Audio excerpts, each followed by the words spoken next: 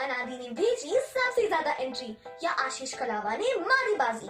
बाड़मेर की भावना जीतेगी बड़ोदरा के संयम से या फिर महाराष्ट्र की त्रिशा हराएगी राजस्थान की वान्या को? बस अब थोड़ा सा इंतजार। ब्रिटेन में कोरोना के नए स्ट्रेन ने एक बार फिर से देश दुनिया में खलबली मचा दी है। नए स्ट्रेन का ट्रांसमिशन 70% तक ज्यादा बताया जा रहा है, जिसके चलते स्ट्रेन न सिर्फ आमजन बल्कि डॉक्टर्स में भी चर्चा में बना हुआ है। सभी के मन में सबसे बड़ा सवाल यह है कि जल्दी जो कोरोना की वैक्सीन आने वाली है वो नए स्ट्रेन पर भी कितनी कारगर साबित होगी। इसके साथ ही कई अन्य सवाल भी हैं, जिनको लेकर एसएमएस मेडिकल कॉलेज प्राचार्य डॉक्टर सुधीर भंडारी से खास बातचीत की हमारे सहयोगी विकास शर्मा ने। राजस्थान में कोरोना की जंग को 10 माह पूरे हो चुके हैं और इस 10 माह के अंदर राजस्थान में कोरोना का ग्राफ जो है 3 लाख को पहुंच चुका है। अभी हालांकि केस कम हुए हैं, लेकिन जिस तरह से ब्रिटेन के अंदर जो नया स्ट्रेन सामने आया उसको लेकर हम बात करते हैं एसएमएस मेडिकल कॉलेज के प्राचार्य डॉक्टर सुधीर भंडारी से। 10 महीने तक लगातार जुड़े हुए हैं कोरोना से।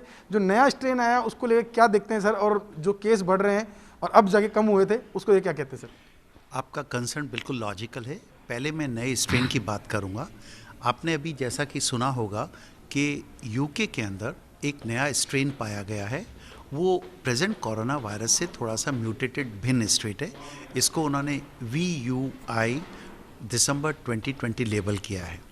ये स्ट्रेन कोरोना के नेचुरल स्ट्रेन से थोड़ा भिन्न इसलिए है कि इसके स्पाइक में थोड़ा सा डिफरेंस और म्यूटेशन पाया गया है। चिंता का विषय ये है कि ये स्ट्रेन इसमें 70% जल्दी और ज़्यादा स्प्रेड होने की क्षमता है। बट इसका सिल्वर लाइनिंग ऑफ क्राउड ये है, सेटिस्फेक्शन ये है कि ये स्ट्रेन भले ही 70% अधिक फैलता है, बट इस स्ट्रेन के अंदर ज़्यादा डैमेज करने की और सीवियर डिजीज़ करने की क्षमता नहीं है। डिजीज़ वैसा ही होता है जैसे पुराना कोरोना वायरस से हुआ है, नंबर 1। दूसरा, इस स्ट्रेन की ये बात यह है कि अभी तक सितंबर और नवंबर में इस स्ट्रेन से करीब 1000 पेशेंट पाए गए, उसमें सिर्फ 4 की डेथ हुई है। इसका तात्पर्य है कि इसकी मॉर्टेलिटी सिर्फ 0.4% है। तो चिंता का विषय यह है कि दिस VUI स्ट्रेन दिसंबर 2020 70% जल्दी फैलता है, बट इसकी सीवियरिटी और ग्रेविटी उतनी ही है जितनी पुराने स्ट्रेन की है। सर और एक मैं रोकना चाहूँगा इसमें कि स्वाइन फ्लू में जिस तरह से स्ट्रेन बदला था, आपको पता है कि कैलिफोर्निया आया, फिर मिशिगन वायरस आया था, क्या मानते हैं कि इसी तरह से स्ट्रेन बदलता है और उसका वैक्सीन जो आ रही है उस पर कितना फर्क पड़ता है? ये बहुत अच्छा क्वेश्चन है। इनफैक्ट हर वायरस का इवोल्यूशन होता है और उस इवोल्यूशन के अंदर उसमें म्यूटेशन होता है। तो ज़रूरी नहीं है कि म्यूटेशन बहुत चिंता का विषय हो, इसमें सिर्फ कंसर्न है फास्ट ट्रांसमिशन। सो इस सब को ध्यान में रखते हुए मैं ये बता सकता हूँ कि ये वैक्सीन जो कि अभी अगले 1-2 महीने में लग रहे हैं, उसके द्वारा जो इम्यूनिटी पैदा होगी वो इस न्यू म्यूटेंट वायरस को भी कवर करेगी। तो इस न्यू म्यूटेंट वायरस के 3 करैक्टर्स हो गए। एक तो ये सीवियरिटी ऑफ डिजीज़ पहले जैसे वायरस की कर रहा है, नंबर 1। दूसरा, ये जो वैक्सीन के द्वारा इम्यूनिटी पैदा होगी वो इस म्यूटेंट वायरस को भी कवर करेगी और इससे मॉर्टिलिटी और डेथ रेट कहीं अधिक नहीं है। बट इसकी अधिक ट्रांसमिशन क्षमता के कारण हमारा जो कोविड प्रोटोकॉल है, मास्किंग और सोशल डिस्टेंसिंग को, ये हमको ये सिखाता है कि हमको और स्ट्रिक्टली इसको फॉलो करना पड़ेगा। कि दिवाली पर एकाएक केस बढ़े थे जिसको हम पहले से मान के चल रहे थे और उसी अंदाज में हमारा तैयारी भी थी।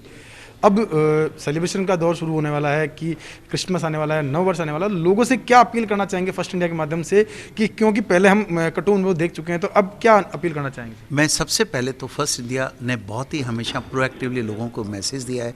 ये मैसेज देना चाहूँगा कि हम ऑलमोस्ट बहुत अच्छी तरह कोरोना के पिछले 6 से 7 महीनों के अंदर इसको मैनेज कर पाए हैं।